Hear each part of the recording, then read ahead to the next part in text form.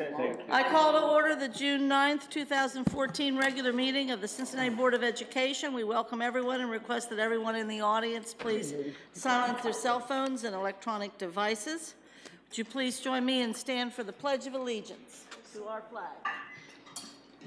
I pledge allegiance to the flag of the United States of America and to the republic for which it stands, one nation, under God, indivisible, with liberty and justice for all. Thank you. Thank you very much. Roll call, please. Treasurer Witt. Mrs. Bates. Here. Mrs. Copeland-Dansby. Here. Mrs. Hoffman. Here.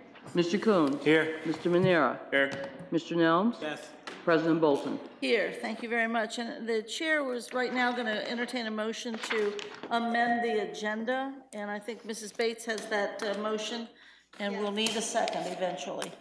Yes, I would like to propose amending the agenda for acceptance, and I would like to defer the first resolution regarding the parent-family engagement policy. I would like to have that removed from the agenda and referred back to policy committee for some changes.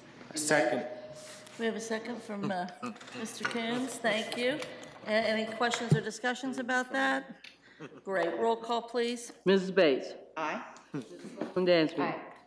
Mrs. Hoffman. Aye. Mr. Coons. Aye. Mr. Manera. Aye. Mr. Nelms. Aye. President Bolton. Aye. I need a motion to approve the minutes from the special meeting, May 12th, 2014, regular meeting, May 12th, 2014, special meeting, May 19th of 2014, and regular meeting of May 19th, 2014. So moved. Thank you, Mr. Coons. Is there a second? Second. Thank you, Ms. Copeland-Dansby. All in favor signify by saying aye. Aye. Any opposed? Thanks. Mr. Nelms, as chair of the policy committee, would you please present the May 19th, 2014 policy committee meeting report? I do submit the report as written. I don't have anything to add, but I will defer to my committee colleagues to see if there's anything they want to chime in about. All right. Thank you. Mr. Coons, as chair of Partnership and Public Engagement Committee, would you please present your May 28th Partnership Public Engagement Committee meeting report? I present the minutes as written, the report as written, excuse me. I am excited to say that we're working on bringing the American Promise documentary into our district. And we were happy to be able to contribute on the policy that was rescinded in our agenda. Okay, thank you. Do board members have any questions about the June 4th Committee of the Whole report that was in your packet?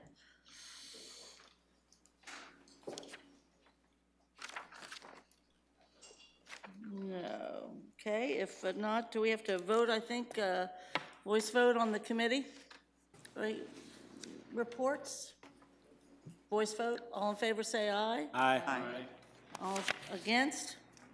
All right. New business. The focus of tonight's presentation will be on the fiscal year 2014-2015 budget presented by various members of the administration, if indeed we have them present. We're also going to do a lot of important business tonight, but more particularly, we also, before we forget, we want to wish our superintendent and other folks that are traveling halfway around the world beginning tomorrow. Godspeed and bon voyage. And it's, Superintendent, it's really above and beyond the call of duty what you're about to embark on. Thank you. Sure is. Those youngsters are from Cincinnati Public Schools, and we will be there from June 10th through June 25th and are looking forward to experiencing Asian culture. All right. So thank you for your wishes.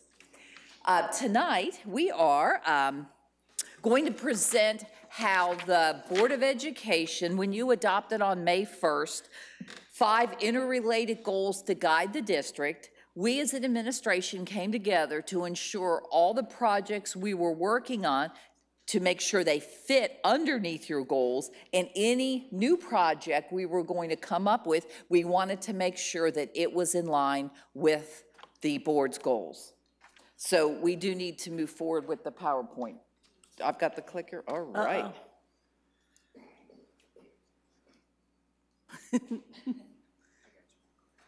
All right, like magic. Okay, so that is, and so we're making sure everything you see here will be included in the 14-15 budget that we had discussed in the board retreat and at the COW, and that you'll also see again at the board meeting on June 23rd.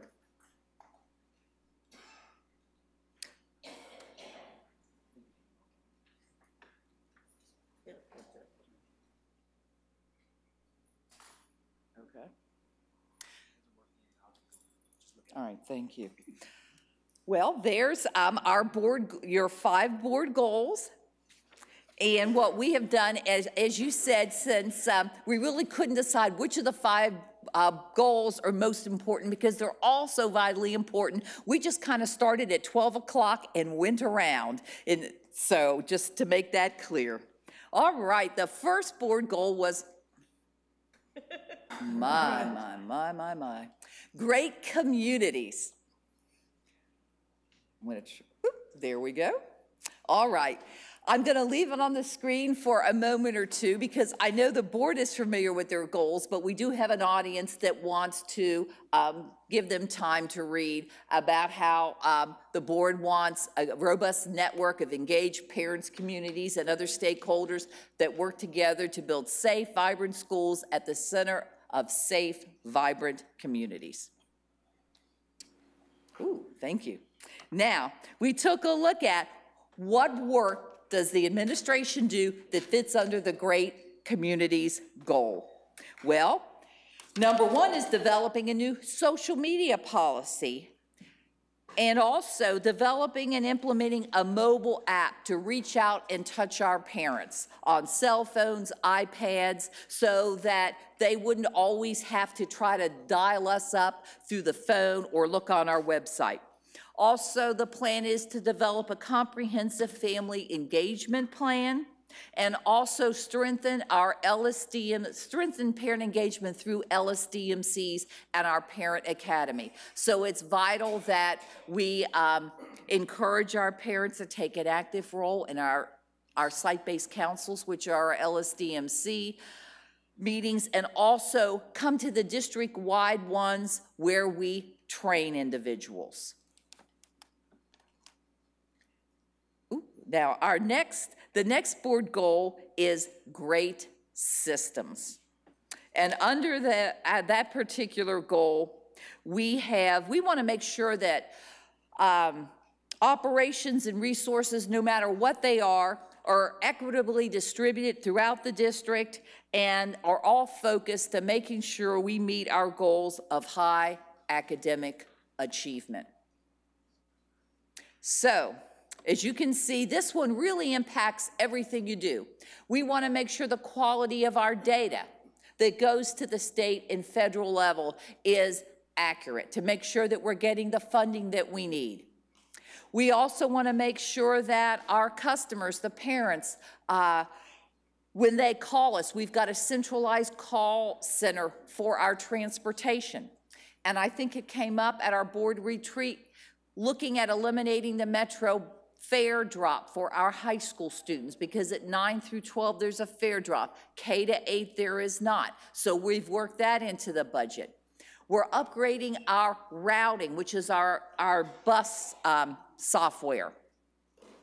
Also the Metro Main Street routing. We're keeping our Metro buses on main roads because we really discovered this winter when they're going down side streets, they really can't when the weather gets bad, and then children are left at bus stops. So we're really looking at Main Street routing. And as you know, the Treasurer and HR Department is working on implementing Kronos, which is a timekeeper work-face interface that will be online to track attendance, hours, interface with payroll, and to really move us from a paper and pencil world into it all being electronic. And also the last one, the Uniform State Payroll System, is the state software that the district moved through this year under our Treasurer. Also, We wish to continue, we have a fabulous start on our Healthy School Lunch and Universal Breakfast program in our district. Unlike a lot of other districts where they've run in the red or there's been pushback, our parents and students really have embraced our healthy eating initiatives. We're also working to complete the renovation of Taft Elementary School. We have one last school in swing space, but they should be moving into their new space next year. And also we're making sure that the maintenance plans for all our new and renovated schools are being implemented.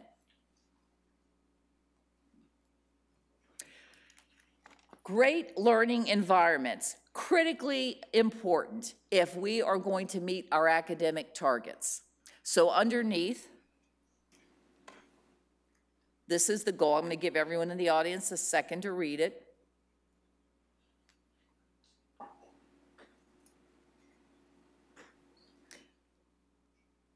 So our initiatives under great learning environments are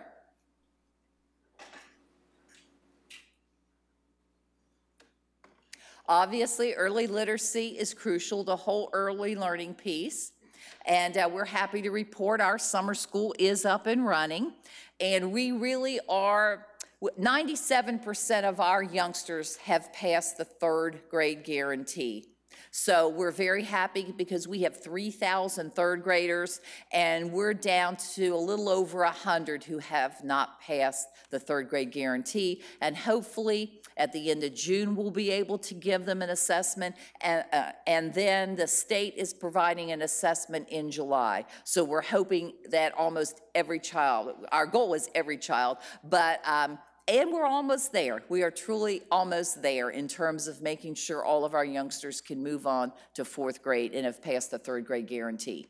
So that is something that will be ongoing. We need to start, right away in August, identifying the youngsters, identifying the skill gaps, so fewer and fewer youngsters will have to go to summer school each year.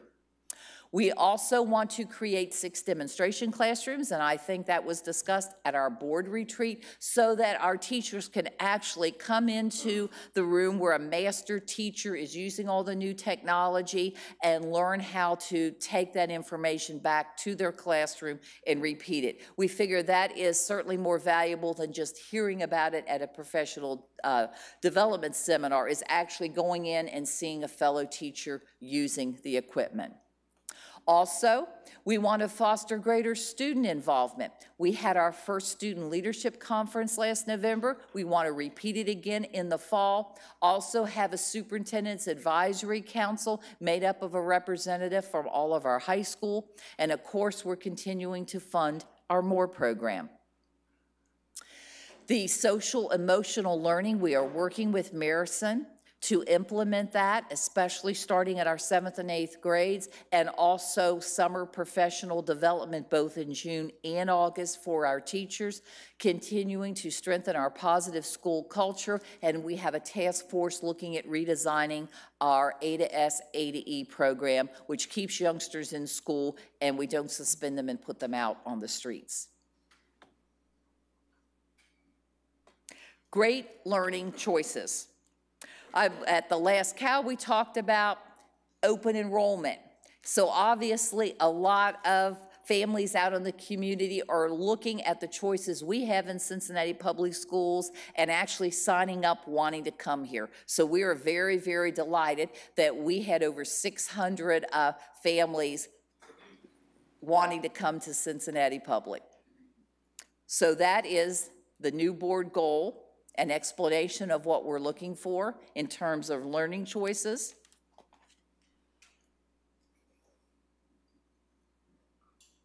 And here's how we are lining up our work to meet with these board goals.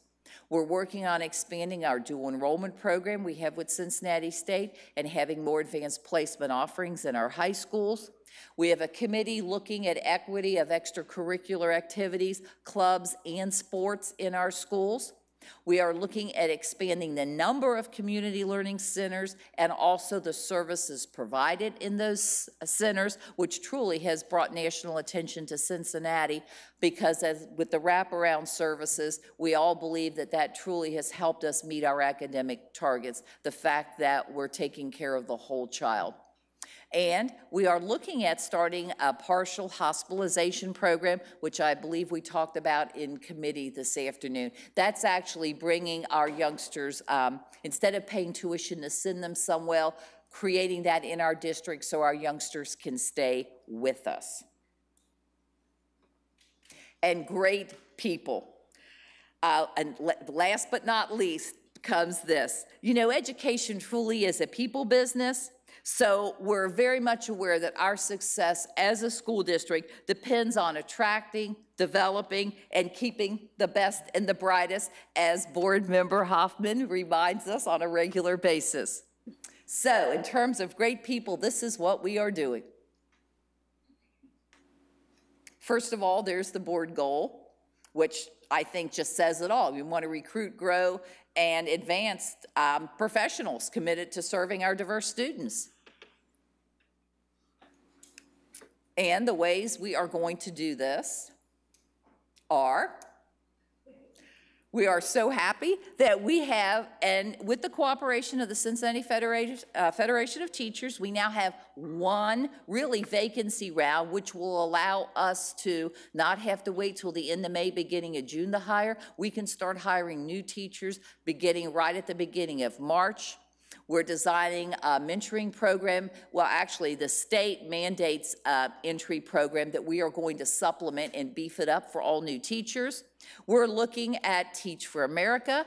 We've had some wonderful candidates for them to fill our hard-to-staff areas.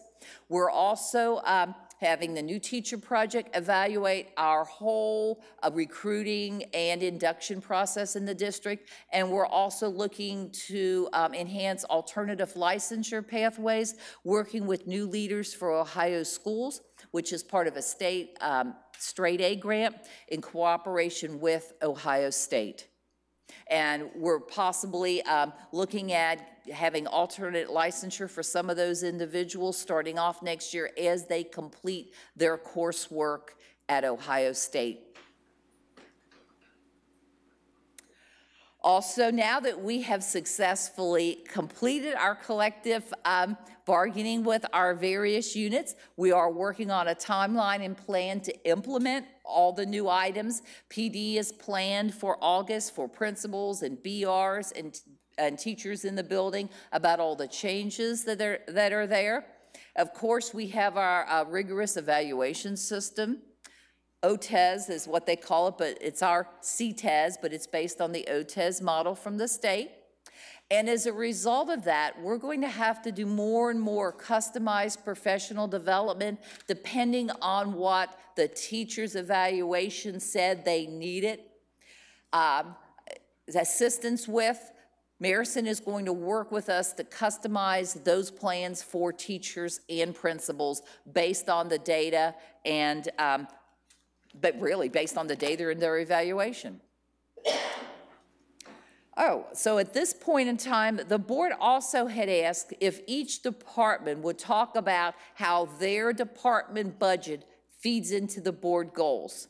So Public Affairs graciously agreed to talk about in more detail. I just did the 30,000-foot overview, but Public Affairs is going to talk about their initiatives that feed into the board goals, that feed into the budget. And then at the next committee of a whole, we're going to do transportation and technology to ensure the board sees in greater detail how the administration is actually implementing the board goals.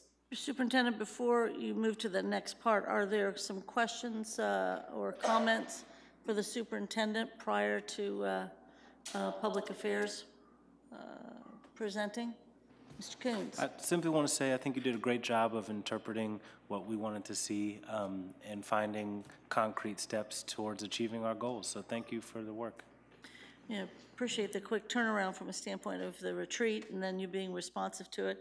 Member Hoffman? Yeah, I'd like to echo that and also thank Public Affairs right away because this literally came up what day was it that we asked? Thursday. Asked for this, and then they're turning it around today. And what we are asking for is really making sure that we're aligning our budget with what works for kids. And so that's what we wanted to hear more about. And so thank you very much to Superintendent Ronan and to Ms. Walsh for turning that around quickly. And we're excited to hear from each of the departments around that.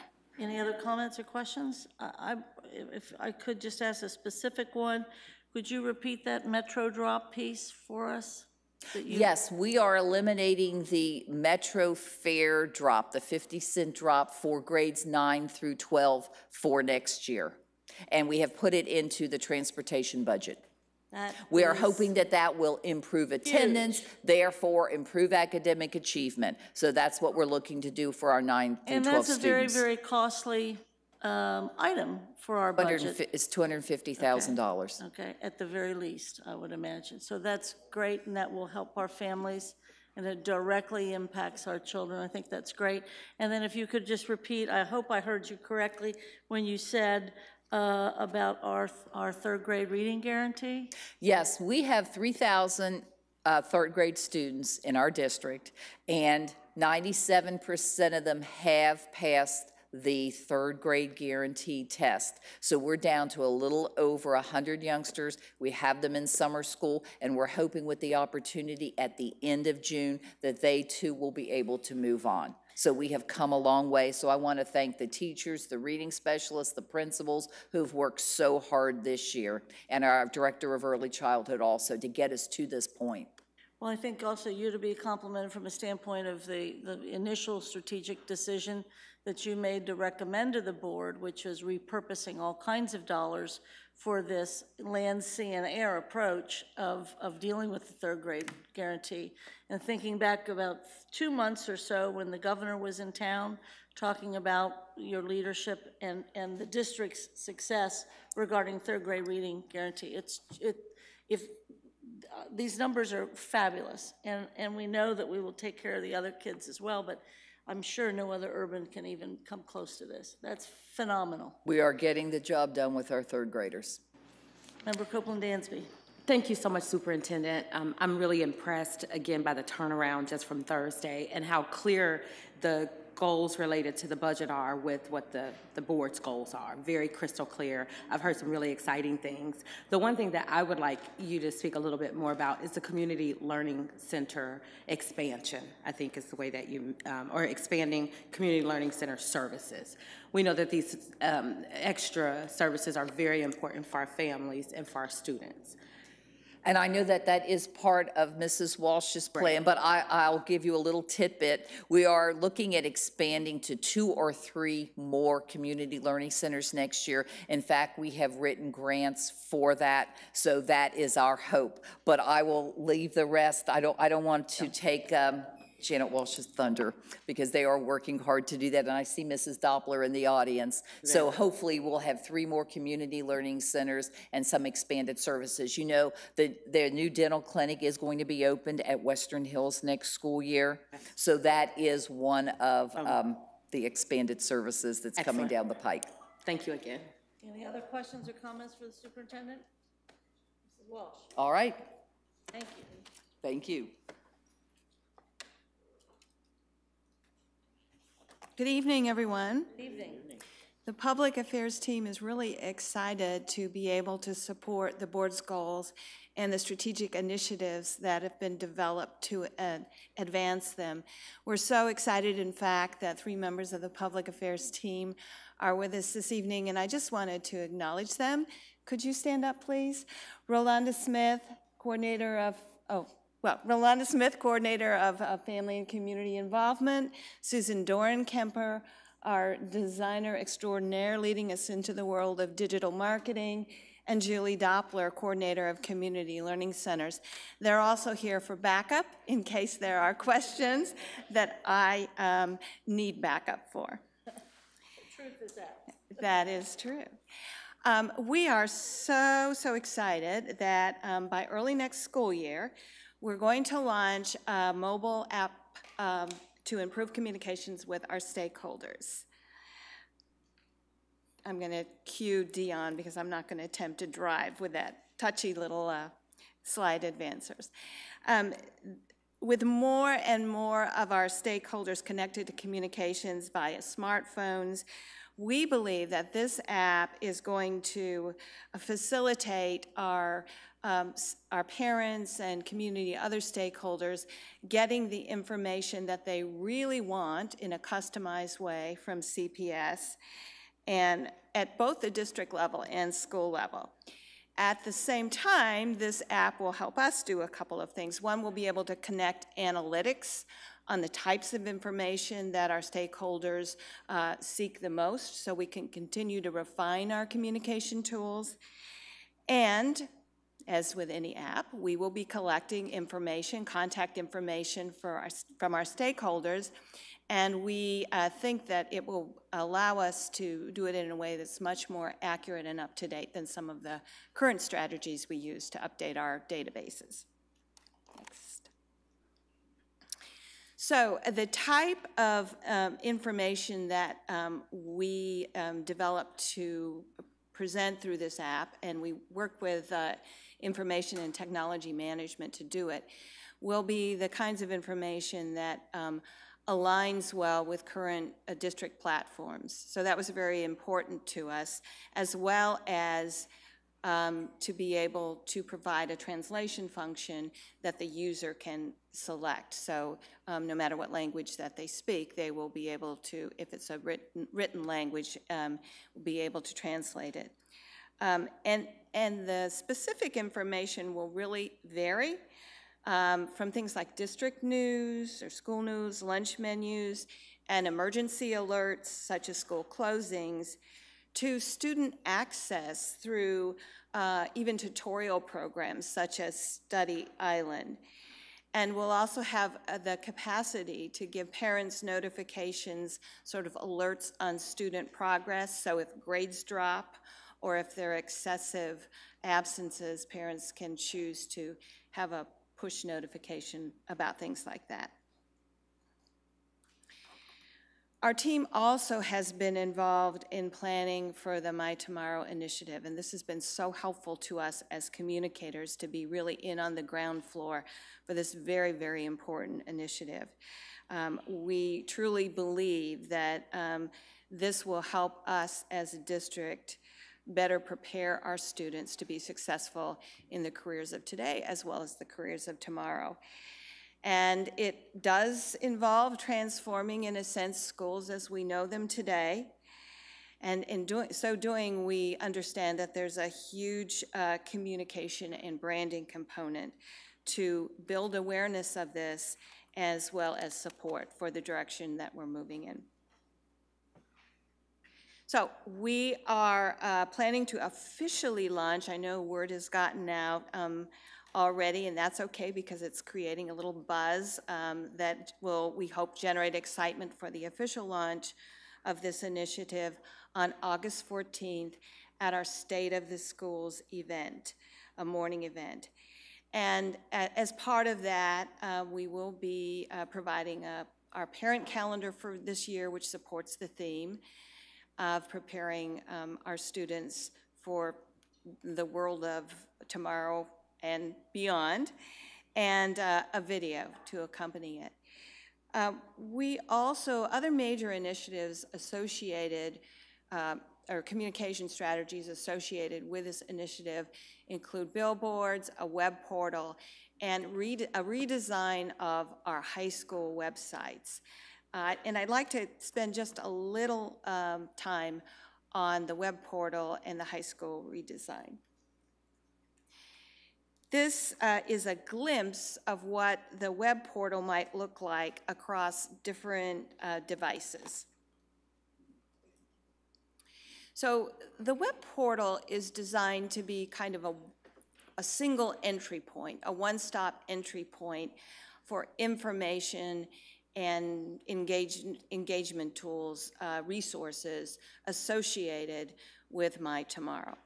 So the stakeholders will go to the portal and recognize their stakeholder group and then enter through the portal to get more specific information and resources that really are relevant to them.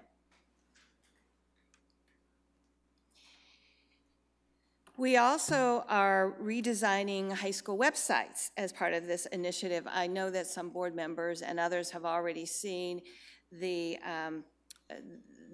Hughes homepage that has been mocked up. We really spent this past year, a good portion of time over this past year, developing a template for Hughes High School.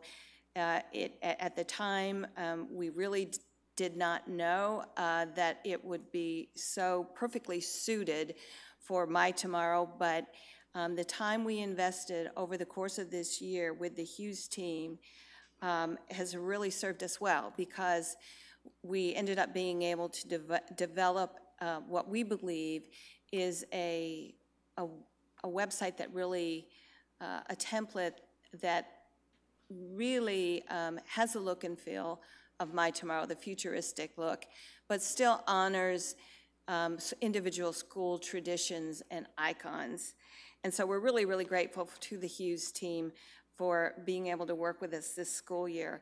As I know it's the end product is a design that we hope really captures people, but there's a lot of pre-work in marketing meetings and laying out a navigation that makes sense. So it's not something that has been done quickly, but it will save us time, we believe, for the websites for the rest of the schools, and we truly do believe that we can have them all done by the end of December of 2014. All of these will be, as this Hughes site is device-friendly, which means you can pull them up on your smartphone and it still looks good. And they'll be linked with the content that we're going to push out to schools using the mobile app. As you can see from this slide, it really will support other applications that we use in the district already, including Google Apps, and we think that they hold a lot of potential to increase communication. I also want to mention, although it's not on this slide, that we've had some very, very productive discussions with the high school steering committee on how we can incorporate student work on the websites, and we're committed to doing that. We think that, for example, one idea would be to create a site by students for students specifically on the website, so that students will be able to talk to other students and produce content and videos, and also to update school news. So we're looking forward to that aspect of the high school web designs. We're also developing a plan to be much more strategic than we have as a district in the past, frankly, in family engagement. That plan is currently under development, but we are committed that key components will include ensuring that that all the parent involvement, family engagement strategies truly do support the end goal of student achievement. We want to. It doesn't sound like rocket science, but we want to be laser focused that is our purpose in family engagement.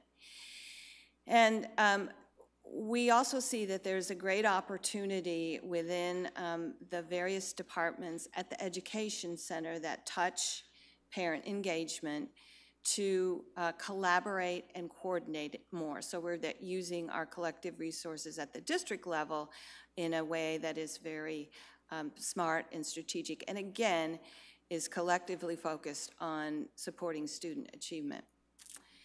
And finally, we really want to, can you go back just one slide, to encourage school-level parent engagement with meaningful support on what the best practices are. And we believe that this most likely will include some pilots, some proof of concept pilots in schools with great family engagement needs. and community learning centers. As board members are aware, and Superintendent Ronan alluded to, this last year was a banner year in terms of national recognition for our community learning centers, and we really believe it's important to continue the momentum in 2014-15. We are looking to add additional school sites and services, 2 to 3 additional schools. And we are always and have been successful to date in increasing the number of students who have identified needs which are addressed through community learning center services. And as many board members have already heard, we do have independent third-party data that show that those students who are identified for CLC services and receive them do improve academically. We also want to work with our partners to use their volunteer resources and expertise to support the My Tomorrow initiative. So this could take the form of community participation in that student advisory component, how to present yourself for the work world. Even some basic resume writing, just job world skills and savvy. And community resources also could be aligned to the playbook component, which is a customized, personalized playbook for students on their career path. So at some point, a play might be, you need to seek out a job shadowing experience for the future career in engineering that you're interested in. So the community resources would link then, ideally, volunteers from maybe our partners at GE Aviation or some other local business to help a student execute that play. This is really the I don't know, maybe the 20,000 foot, if Mary was at the 33,000 foot overview of some of the initiatives that we're excited about for next school year that are supported by both the general fund and other budgets. And so I wanted to open it up to questions for me or any further questions for Mary. Any questions or comments? Member Manera. Thank you so much. That's a wonderful presentation, way to capture some of the things we've been talking in committees, and yes, really appreciate the work that the Facet Committee is doing. I know they've taken a lead on that, and you know, I think there's no way we can single one person out. It's just, I know it's a team effort. it is. I want to continue my advocacy for our English language learners. You know, I don't have to describe it, but if our families who speak English are disconnected to some degree, and that's why we're making these amazing efforts, we need to think of ways of maintaining sensitive, or keep sensitive to the fact that we need to get out there to them and get them the information and be as creative as we can be. I know resources, it always comes down to funding and all of that, but I know Rolanda has been working very closely with Patty Jimenez. Yes. But then again, Patty Jimenez is only here due to the grant funding that we have. So let's find a way to get creative. I will leave it at that. But definitely, we understand that, you know, in order to really reach every student, we have to focus on every student, and their needs is different languages. And you know, and it's not just the Hispanic population. We have a lot of different languages that we have all over our city. So, you know, that's definitely one of them. The other one is, as we continue to think about, and I love the fact that we're growing our community learning centers, let's also be sensitive that we are bringing in the partnerships that are what the community needs. So it's awesome to say we're looking for partnership. It's awesome to say we're going to be able to expand, but let's make sure we're being really engaged with the community to figure out what we need, what agencies are going to be coming in. And I love the fact that that is also tied into strengthening our LSDMCs. So bringing the LSDMCs on board and making sure that, you know, they're identifying what is the need. And so just want to be sensitive to that. I'm going to always advocate for that. So I really appreciate what you've done, and I can't wait to see what this looks like as we descend and make it more solid. Other comments or questions for Mrs. Walsh? Member Hoffman? Thank you for being our guinea pig and being the first department to come out here. We appreciate that. And again, this is a great 20,000 kind of foot view. And also, I really appreciate how you talked about how you are making changes and acknowledging sometimes things didn't work, and now we're making these changes to get to the outcome of increasing the student achievement. I'm just wondering if along the way throughout this year, there would be opportunities to get check-ins with, so that we hear the things that are going right, but also here's something we tried that didn't go right and here's how we're changing it. So that next year, when we're talking budget again, we kind of have the knowledge of kind of how the year went on a more granular level. Absolutely. We would love to do that and get feedback along the way. One of the things that has occurred this year through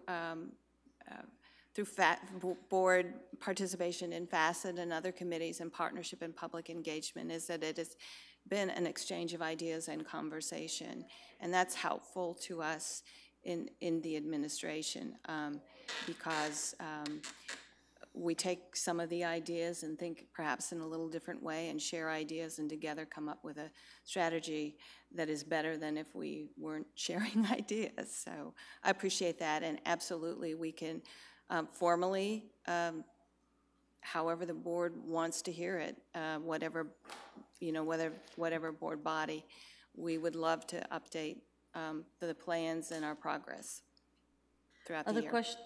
I do. I love the 20,000 foot view. It's great. I am, though, wondering what the community engagement process will be to get folks on board with the app and with the ability to utilize the new social media for the benefit. Well, I won't pretend that it's been totally thought through because it hasn't. Okay. But we want to make a major splash, including, advertising, and use all of our existing communication channels.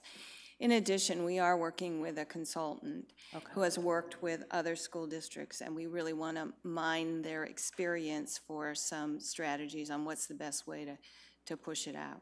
That's great. Is that consultant also working with your pilots for the family engagement at the school levels that you mentioned? Not currently, but I suspect that we can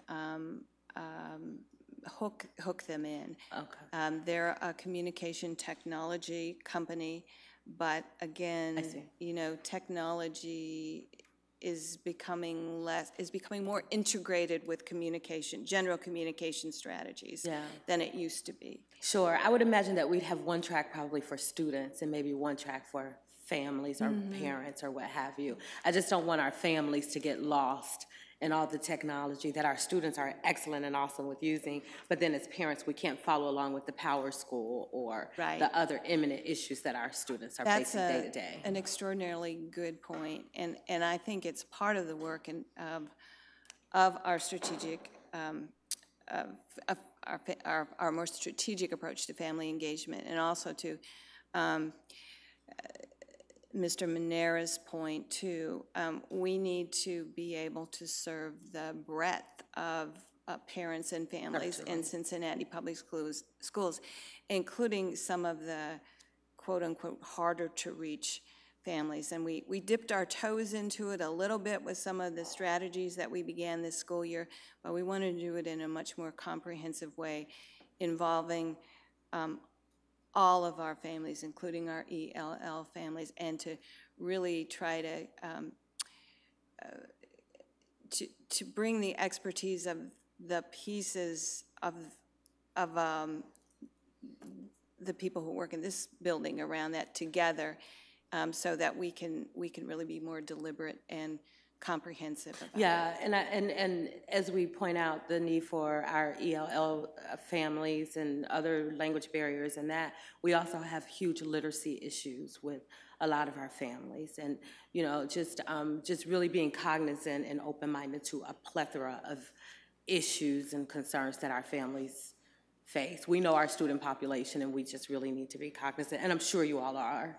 I'm just really advocating that we, and I'm sure we'll figure it out, you know, together even, you know, how we launch these things with respect to the needs of our families and meeting our families exactly where they are. Absolutely. I appreciate it, I do. And I just have one other thought related to the community learning centers, and Daniel brought up a great point, Member Manera brought up a good point, where he mentioned, and we've talked about this before, the partnerships that we are requesting or launching into. We want to be very deliberate about the organizations that we partner with, folks who are going to be in it for the long haul, and not organizations that, oh, this community learning center, you know, this is great and I want to be on the bandwagon, but people who are very concerned about the needs of our families and our children, and who will continue to meet those needs over time and not just kind of fly by night. Yeah, that's good. And I'm sure we're taking all those things into consideration. Well, and that's why there's an engagement process, and why the Yes. LSDMC is so involved in the determines really. I the really like selection. how we're protecting our great, you know, community learning center model, and just making sure that we are keeping it the shining star that it is. Great. Thank you.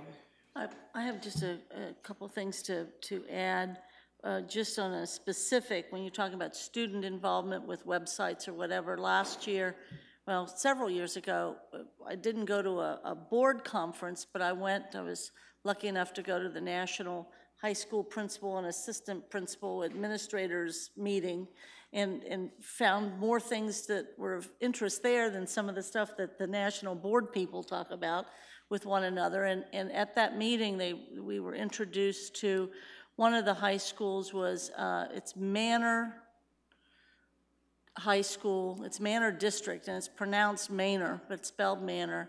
And one of their schools was a New Tech school, which was my first introduction to New Tech. And at the New Tech High School, Manor New Tech High School, just a tremendous emphasis on student communication, lots of video, lots of all kinds of special announcements and what have you, actually managed by the kids. So it might be a good website to look up as you proceed with this. The other piece is to follow up on what Member Copeland-Dansby mentioned, as much site level things that we can do regarding the engagement piece, including, since we now have a policy that says, or we will, that says that there will be a parent organization at every school, put all those sorts of things together in the effort. I mean, I think even if it's a small number of people each time or the first time, they'll be much more likely to listen to the principal saying something than they're going to be necessarily listening to any of us or anybody else. So the site level piece is where it's going to be happening. So appreciate that comment. Any other comments or questions? Thank you so much, and thank you, Superintendent, as well.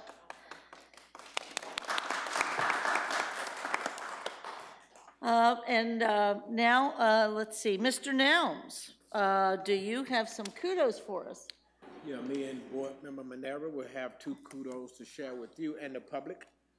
Kudos to our CPS Montessori preschools, Data Montessori, North Avondale Montessori, Parker Woods Montessori, Pleasant Ridge Montessori, and Sands Montessori have all earned a 5-star step up to quality award from the state of Ohio. Kudos to those 5 schools.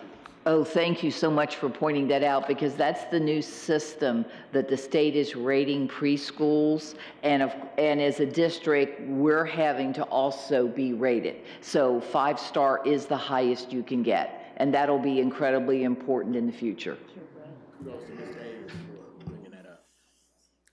And also, we'll continue the kudos, not to be prideful of ourselves, but really to recognize the achievements we're doing as a district, as a board, as administrators, and as students, as parents.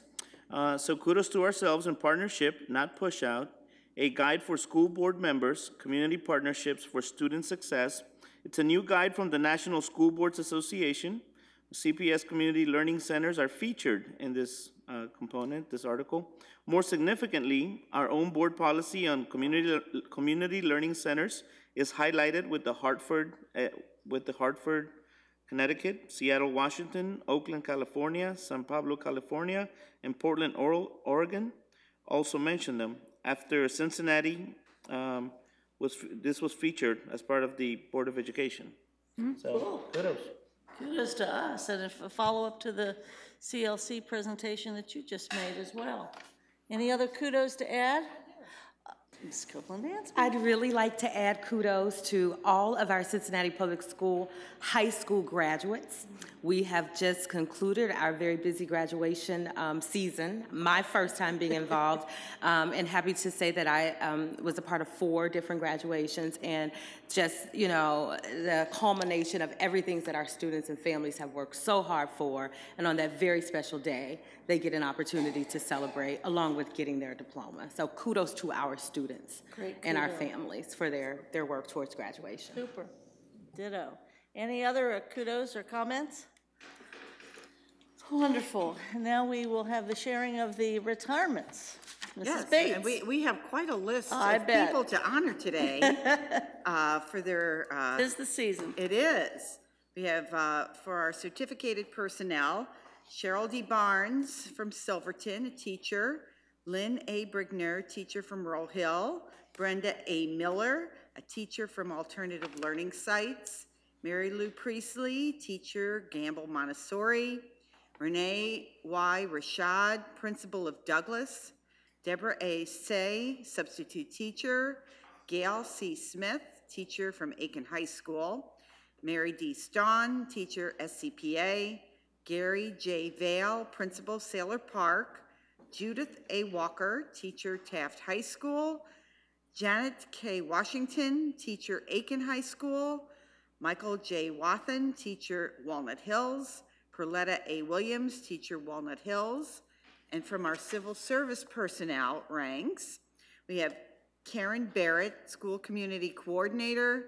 Helen Berry, paraprofessional. Mark Helmers, carpenter.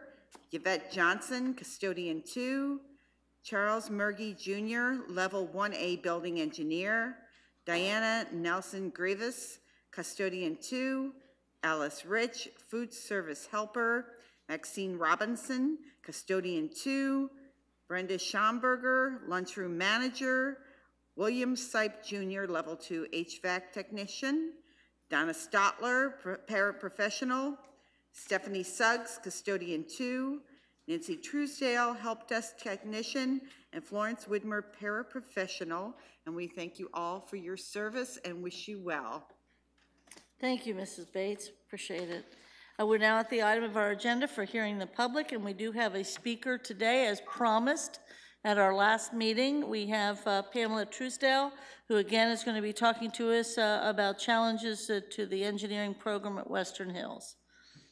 And I hope you all read the book before she comes up here, because she's going to test us on it, no doubt. Welcome, Ms. Truesdale. I read my book. Well, actually, you're going to get a little bit of a reprieve on the reading of the book, because tonight what I want to address is the issues of the challenges dealing with the program. The next meeting, I'm going to discuss my ideas on how to reinvent the engineering program at Western Hills. So a little bit of a break there. Tonight, as I said, I want to talk about the conditions which limited the success of the program. Many of these limited the success of students and are damaging to any career tech program that would come to the school. That's why I'm so concerned about these issues. I will begin listing these problems, which are probably too numerous for my time limit. So when my time is up, I will stop mid-sentence or whatever. Most of these challenges center on getting students who are interested into the program and finding at the 9th grade level, and getting students who are not interested in the program placed properly. That's the important thing, getting kids where they should be by interest level. Here are some of the challenges. Number 1, students who were successful in engineering and who came to Western Hills specifically to be in engineering were scheduled out of the program. This didn't happen just a couple times, it happened quite often. Instead, classes were overloaded with students who had no interest in the program, and therefore they became less successful in what we were trying to do with them. 2, even after agreeing that the Project Lead the Way curriculum and course sequence would be used, it was disregarded. For example, full-year courses were shortened to semester courses. That caused a loss of the possibility of college credit because through Project Lead the Way you can get college credit through the course examinations, and you can't learn in a half a year what the whole year is going to require. Students were given upper-level courses without taking prerequisite courses, and even though these were brought to the attention of scheduling, they were not rectified and therefore set the students up for frustration and failure. Naviance was not consistently given to students, and students didn't actually option for their classes. I was told there was not enough time. The scheduling was done for them. After learning about this situation, I volunteered to help administer Naviance and to do student optioning with the students. In fact, I volunteered twice, but no one ever followed up with me on that, my offer to do that. Number 4, the program has no facilitator or coordinator. Therefore, all the duties to run the things like competitions, promoting and recruiting for the program, all of those things fall to the staff, the teaching staff in the engineering department, which obviously is most teachers are very busy doing the work of it being a teacher. Number 5, no representative from the engineering department has been on the ILT after the schools were combined. So the 3 years that they've been together, they had no voice. Right. Thank you very much. You want me to continue? Not long. Maybe another minute. Okay. In the last years, there has been in the last 7 years, there have been 5 different principals. Thus, continuity is a difficulty. The engineering classes were disproportionately filled with 7th and 8th graders. All 7th and 8th graders were supposed to be given was 1 semester of Gateway to Technology to acquaint them with engineering so they would know whether or not their interests would lie there come the 9th grade year. Instead, they were given drafting, robotics, in addition to Gateway. So they were overloaded in the number of engineering courses they had, and things like robotics are much more difficult than 7th and 8th graders usually can handle, and so they were frustrated and therefore not as successful as they should be in the program. That was the main last one that I have. All right, thank you very much. I just want to clarify with the board, we had a Gates grant probably over 10 or 12 years ago to break our large comprehensive high schools into smaller high schools, and there were 2 high schools on the Western Hills campus, Western Hills Engineering and Western Hills University. And you're correct, due to a multitude of issues, Western Hills Engineering was an academic emergency. So previous boards determined to phase out Western Hills Engineering, but we made a promise to the youngsters who had started there in 9th grade that they would get a diploma that said West High Engineering. So this is the last class that has now graduated this year with a Western Hills Engineering diploma. But the program after that truly has been phased out.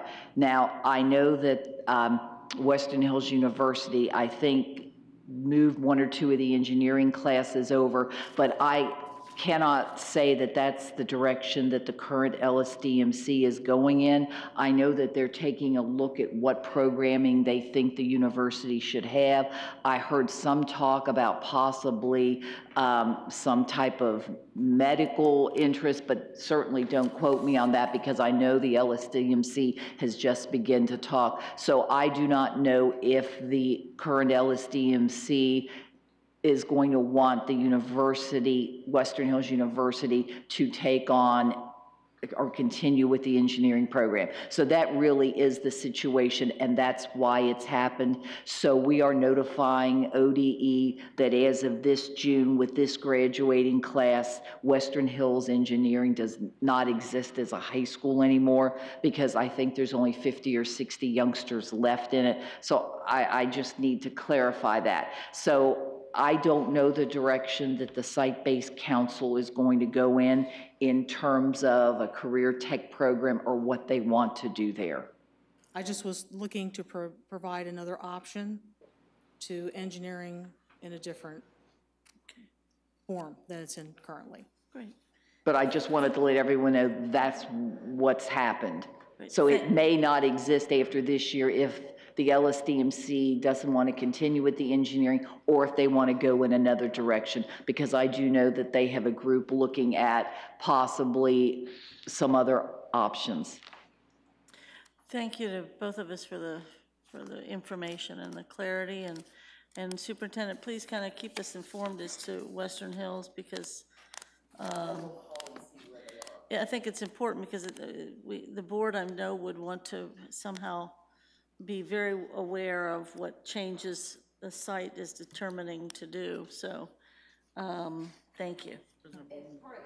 Is our career tech funding has been frozen for the past couple of years. So we really haven't had the opportunity, because if I were to create more career tech programs at one school, I'd have to take them from another school. So we are hopeful that with the governor's interest, actually his interest in starting career tech at 7th and 8th grade, there may be some additional funding, or we may have the opportunity to get some additional programming.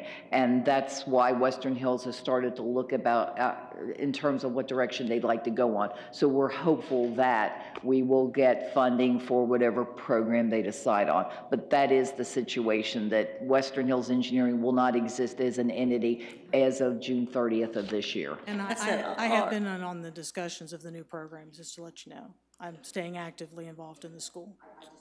Right, I did. Weren't the board who decided 4 years ago to phase the one program out. All right, Mr. Manera. Yeah, I just have a comment to Superintendent Ronan, and not specifically to this program, but do we survey our LSDMCs to see, or could we survey our LSDMCs to see if they would be interested in, any program that might not be the best fit for a school right now, but maybe for their school it might be? Actually, it's the, in terms of career tech or just programming? I guess just programming, so we can keep it broad and. I mean, our LSDMCs are pretty active in determining what they want, and pretty much they call us and say, we'd like to go in this direction or that direction, and then they ask us for monies or if we can start a new program. Okay. So but we could certainly survey them also. Would you be interested in? But a lot of them have very firm ideas about what they want. Well, to add to that, certainly a number of things probably need to be happening at West High. But to add to that, it might be more important on an accelerated timeline, that maybe our LSDMCs at our high schools are even more aware. I know we did the introduction regarding My Tomorrow to the district-wide LSDMCs, but maybe a more in-depth kind of look-see, especially to those high schools that are thinking about kind of redirecting their emphasis so that they even are in step with that new approach. So maybe there's, I mean, it may not pertain to all of the high schools, but those that are kind of walking down a new path maybe need more intensive exposure to My Tomorrow. If you don't mind me making one additional comment, in the meetings that I was part of, basically 3 different programs, which I won't get into what they were laid out as options. Engineering was not one of them, and that's why I'm trying to champion the fact that it still be considered as a possible program, like I said, in a different format. Yeah. Could you tell us what the 3 programs are, since you're attending those meetings and I am not? Finance. Finance, okay. And then the medical, dental. I thought I had heard that, okay. Law enforcement. Okay. Thank you. So part of that would be the whole career ed, vocational, whatever, where. Career tech. Career tech, excuse me, I'm showing my age. And then the other piece of that would be the same kind of program where you have multiple paths, I guess. Finance does make sense. There's a lot of our young people are very interested in business. I hear that in the community all the time. So thank you. All right, thank you. Mr. Nelms, would you please present your resolution for board consideration? I have a resolution authorizing a trademark license agreement between the Board of Education of the City of Cincinnati School District and Withrow Alumni, Inc. and I present as written. Is there a second? Second? Okay, Mrs. Bates. Any discussion or questions? What I would like to do is see if Cynthia can come up and do an overview in layman's terms for what this actually means, because it talks about trademark license agreement. And General counsel, if there's any hit it. additional schools that are gonna be requesting the same. The Withrow alumni have asked to be able to use the trademark of Withrow School in terms of marketing and working with their organization. For example, in the past couple of years, we have had people sort of pirate logos through different organizations, retailers, things like that. The Withrow alumni wants to do this to promote the school in a positive way. Okay. Thank you. Any other questions or comments? Mr. Manera? So is this specifically for protection of the branding, or is it to earn funding? Or both? I think it's both, but the important thing to us is to protect the brand. Okay. And we do want our alumni associations to thrive. Absolutely. Will this provide us oversight as to how they use it or not? This opportunity to monitor how they use it, and if they use it contrary to the terms, we can terminate the license at any time. Right. Roll call? Mrs. Bates. Aye. Thanks, Cynthia. Mrs. Copeland Dansby. Aye. Mrs. Hoffman. Aye. Mr. Coon. Aye. Mr. Manera. Aye. Mr. Nelms. Aye. President Bolton. Aye. Mrs. Copeland Dansby, would you please present your resolution for board consideration? Certainly so. I have a resolution approving First Amendment to contract for the sale of real estate to the following property, 940 Poplar Street, Cincinnati, Ohio, 45214. I present it as written. Second. Thank you, and we have a second there. All right, so any questions or comments? Roll call. Mrs. Bates. Aye. Mrs. Copeland Dansby. Aye. Mrs. Hoffman. Aye. Mr. Coons. Aye. Mr. Manera. Aye. Mr. Nelms. Aye. President Bolton. Aye. Mrs. Bates, would you please present your resolution for board consideration? Yes, I have a resolution to exchange real estate interests with the city of Cincinnati. I present this resolution as printed. Second. Second, Mr. Coons. I like hitting that buzzer now. What's going on? So, any questions or comments? Can a member of the administration briefly explain the exchange? I'll have to ask Mrs. Dillon to come up because it looks like there's several parcels being swapped here.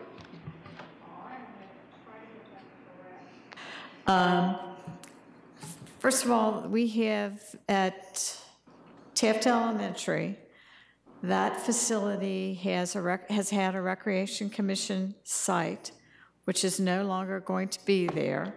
So in exchange for the gym, which we have co-used, we are giving the city a 20-year lease on the pool, and they are turning over the gymnasium to the school, okay? At Sands, there are parcels underneath Sands, which are still in the name of City of Cincinnati, and this dates back to about the 1500s. And we need those parcels turned over to us so we can sell the land with a clear title in the transaction to the development group. Does that make sense? Okay. It's the former Sands downtown. Correct, Old Sands on Poplar. Yeah. Okay. And then I believe you see two easements. One is an easement at Sailor Park. One is an easement at Clifton. If you were to look at them from a land perspective, the amount of land is not similar. However, at Sailor Park, we are very much in need of that easement to service utilities and for access to the building. And at Clifton, that is so they can redo the corner. Which I believe they were working on today, so they anticipate a very efficient board vote tonight, apparently. They obviously did. Because they're all there doing it now. And since we have a number of moving parts in this, we'd appreciate that the board would also assist. And I think that was all of them. If I missed one, I will I don't think see. so. I think that's it. The Sailor Park, as you know, it's Sailor Park, I have to ask, is that, help me out with that easement, is that between the rec center and the school, or where? My understanding has to do with access.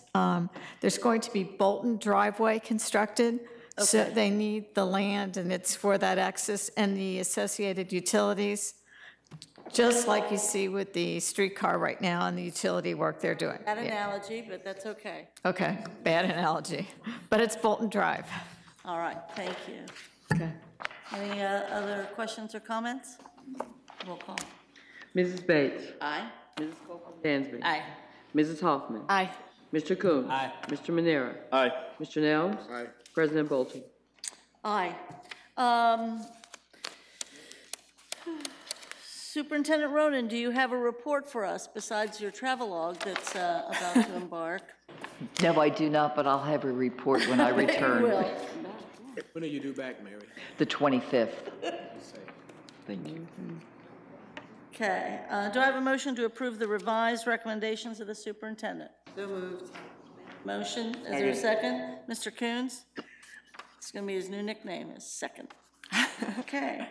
Any comments, questions, issues to be addressed regarding the superintendent's revised report? Yes. I just have one comment. I think it's warranted for the public to know that we have 2 new elementary school principals who have worked in the district and are very well qualified to lead the charge. I'd second that one. Thank you for raising that. Anybody else? Yeah, I don't know if it's a coincidence, but on page 3, there's a name that kind of jumps off the page, and I'm not sure if it's a former Olympian, and I just wanted to acknowledge that if it is, then congratulations, and we welcome her into our district. Back into our district? Yeah. Okay, well, back into our Enrollment. So I don't know if it's the same person, but if so, a little investigation. It is went now, on. It 'cause is. it's on the record.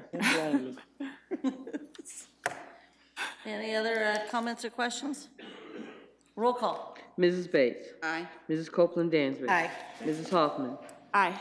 Mr. Coons. Aye. Mr. Manera. Aye. Mr. Nelms. Aye. President Bolton. Aye. Do I have a motion to approve the revised report of the treasurer? So moved. Thank you. And is there a second? All right, Mr. Manera seconds. Any questions or inquiries for the treasurer? I have a question. Yes, Yeah, Member Hoffman. there looks like a pretty sizable grant to, it's number 6, to Gamble, which is really exciting to see that much money going to Gamble, but I was just wondering if we know what that grant is for, any more information about that one? Right, that's what I had gathered from the title of the grant, but I wasn't sure if we know anything more about that one. Yes, in fact, indeed I do. Representative Mallory called about a year ago, and he was working with a senator whose name I don't recall at the moment, who was very interested in 4-H agricultural education. And even though we typically think of that as something in rural areas, with the whole move to urban gardens and the fact that we have vegetative roofs, and he thought it would be a fit. So they actually wrote it in. They were looking for an urban who was interested in participating. We said we were. It got written into legislation at the state level. So that, and then we thought of Gamble because they were moving to their new site. There's lots of green space, and we knew they'd be interested in gardening. So Gamble said yes, and also Rothenberg was interested because of their vegetative roof. So both of those schools, although I don't see Rothenberg in here at the time, it's my hope that both of those schools got those dollars and will have someone to coordinate this, as it says, VOC Ag program. It's agricultural program. So we are delighted that Apparently, it has passed, and the monies are coming our way, and I think it'll be a great addition to both those schools. But that's how it started. It really started at the state level, and we raised our hand as the urban who wanted to participate. For that background, that's really exciting.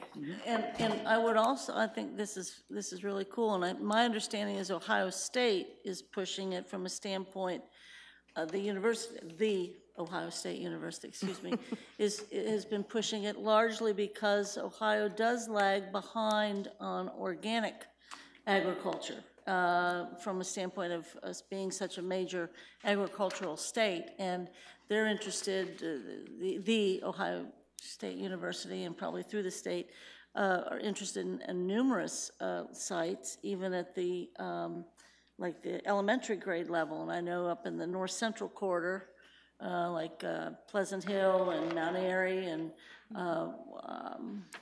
also Winton Hills, there's an interest there because of the proximity of farms to those schools. So this is something that we could really be, pushing and getting some more. So it's great. I'm loving that it's at Gamble. I think that's. And I think it was it was a Republican and a Democrat reaching across the aisle to get this legislation passed. Which is also the case with the CLCs. So if we can bring the state together, if CPS can help find ways to do that, that would be great. I just have a question about the technology monies. Maybe I'm reading it wrong. The purchase orders regarding tech and technology, and it's divided among departments and schools. I'm not sure what page you're on, please. It's the early part of the report. It's after, let's see, it would be page maybe 4 or so where it starts. Is that ITM, and then it's food service? Is any of that, is all of that, or student services? Or what are those things that we're purchasing? Is it all technology, or? Jen's not here, but I believe that's part of the presentation that she had given to the board about all of the upgrades that they were doing throughout the district. And these speak to those upgrades yes, departmentally, and, okay, great. Yes. Thank you. That makes sense. Appreciate it. But she's at a Council of Great City Schools meeting, but she is scheduled for the next committee of a whole. Yes, thank you. Just wanted to make that clear. Good, thank you. President Bolton? Yes. I have a couple things Sure. that I'd like to inquire about. Well, first, I'm really excited that Carmen Burks will continue to work with the Safe Routes to School, because we know how. And she is here with the relatives to support this. Hello.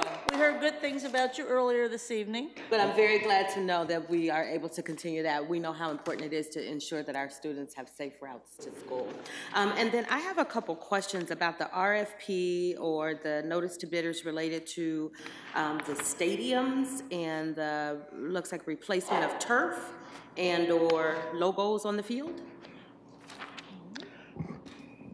Mr. Miles may be the best person to speak to that, but this has to do with the synthetic turf, and believe it or not, it doesn't last forever. Sure. The sunlight damages and breaks off the tips of the grass, I've been told. So we are starting on a cycle of replacement because, believe it or not, some of those stadiums are 8, 9 years old, and the synthetic turf needs to be replaced.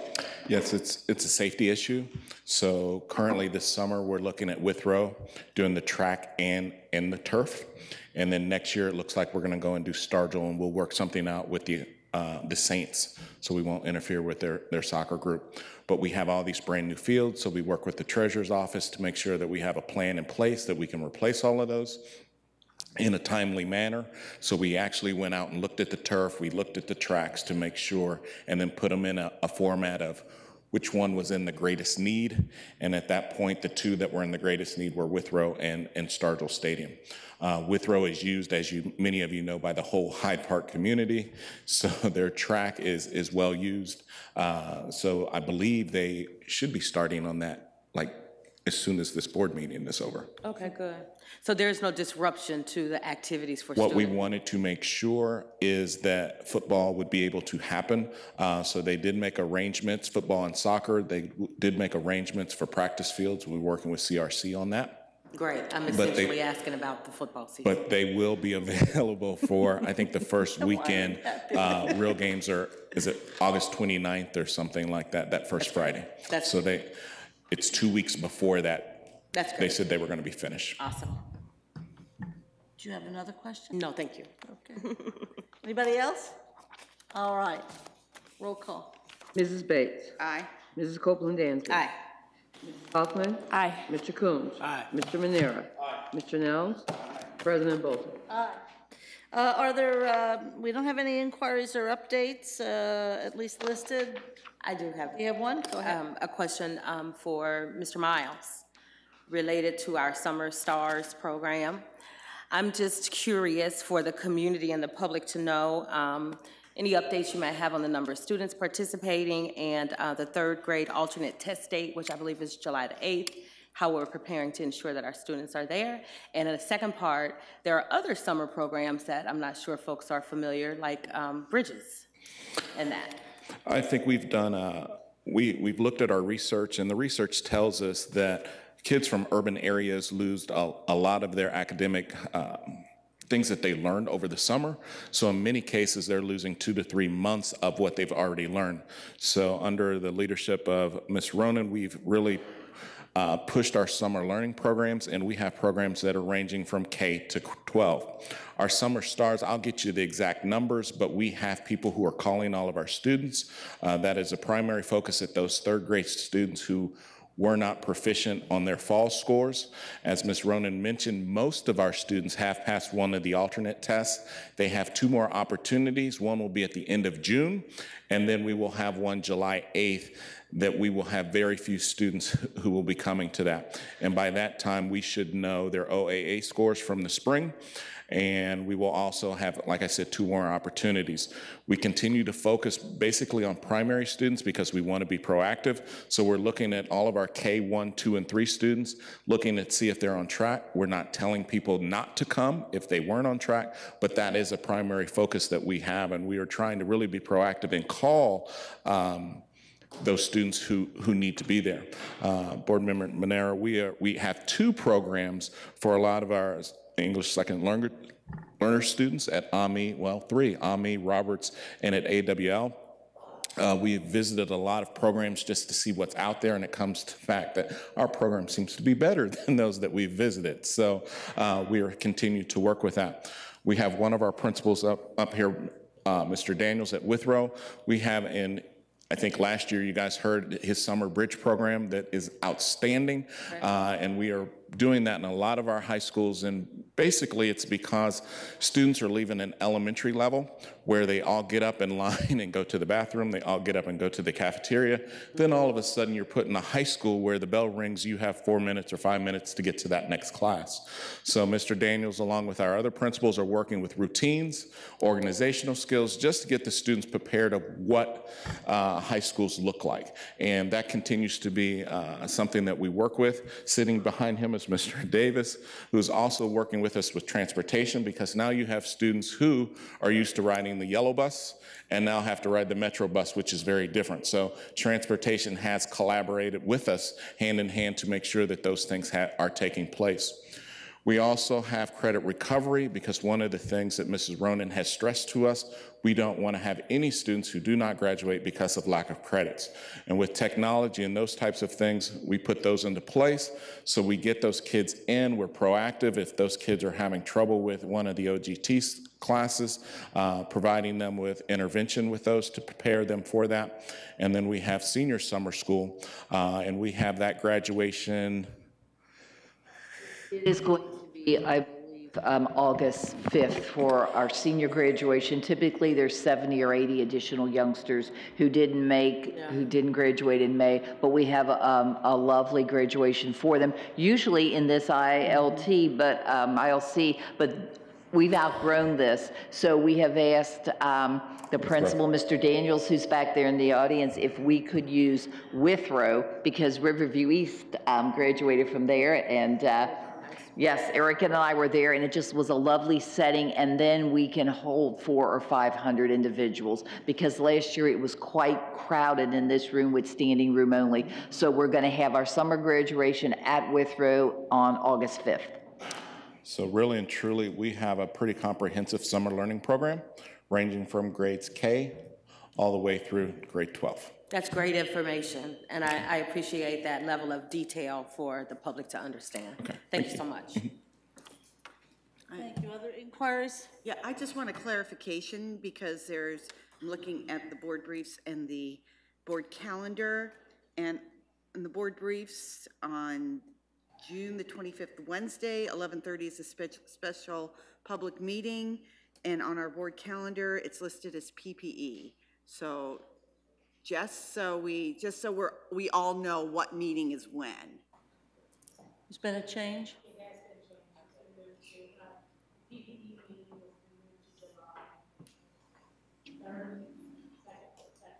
July 2nd? So that meaning the PPE meeting is not taking place at that time? Okay, so the special public is at that time, okay, for all of us. I have more of an assignment than a question. Okay, we'll hold on to the assignment. Any other inquiries? I will just validate, it doesn't need to, but as the board knows, I was able to go to the Parker Woods Summer Stars school, so to speak, this past week, and it's outstanding. It was great. Well-attended, eager kids, good teachers. It was super. It was really very impressive.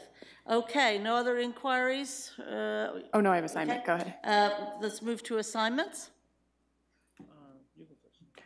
Yeah, my assignment is more to the board. I'm sure a lot of us have probably already seen the article in the Cincinnati Enquirer yesterday, turning 14 in Cincinnati. If we haven't seen it, reading it, I mean, when our goals were just flashing up here, and one of our goals is about great communities, having safe, vibrant communities, and you read that article and realize how much further we have to go. And I know the board, the administration, everybody feels a great sense of urgency about really transforming the education we provide for our kids. There's no way to read those children telling their stories without having an emotional reaction.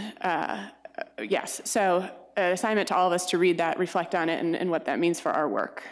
Thank you. Yeah, I really wanted to speak to that, and I was going to bring that up as well. I started sending a comprehensive email with the link to read it, but what I wanted to point out that the title of the article, and I'm trying to get there, is Turning 14 in Cincinnati, I Worry About Surviving.